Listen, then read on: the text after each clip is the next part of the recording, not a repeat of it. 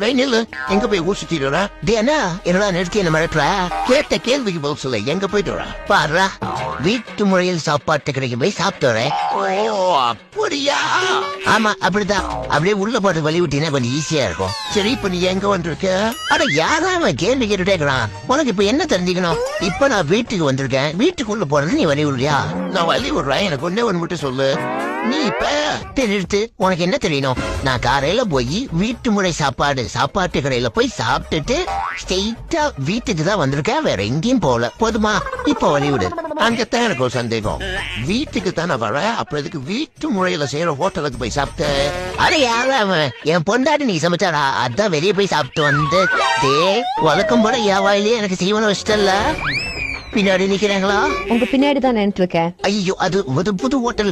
சிசிய taste நல்லா இல்லன்னு சொன்னா அதான் ட்ரையல் பார்த்தா டேஸ்ட் நல்லா இருக்குன்னா ஐயோ புது ஹோட்டல் அதான் டேஸ்ட் பாக்கலாம் சொல்லி சிசிய கூப்பிடலான்னு சொல்லி நானும் போனேன். மத்தபடி வேற எதுவும் இல்லம்மா. அதெல்லாம் இதுக்கு ஏன்ட்ட சொல்றீங்க? நான் உங்களுக்கு ஹோட்டல் முறையில சாப்பாடு தயார் பண்றேன், உள்ள வாங்க. ஐயோ அண்ணா, ஏன்டா இவ்வளவு பெரிய வேலையை பார்த்து விட்ட? இல்லடா, வீட்டுல கேபிள் ஒர்க்காவலா, அதான் போர் அடிச்சிச்சு. அட பாவி அண்ணா. ஒரு வாட்டி அவ சொன்ன மறுவாட்டி கேட்காம. இந்த மாதிரி வீடியோ உங்களுக்கு பிடிச்சிருக்குன்னா லைக் பண்ணுங்க, உங்க ஒப்பீனியன் கமெண்ட் பண்ணுங்க. முக்கியமா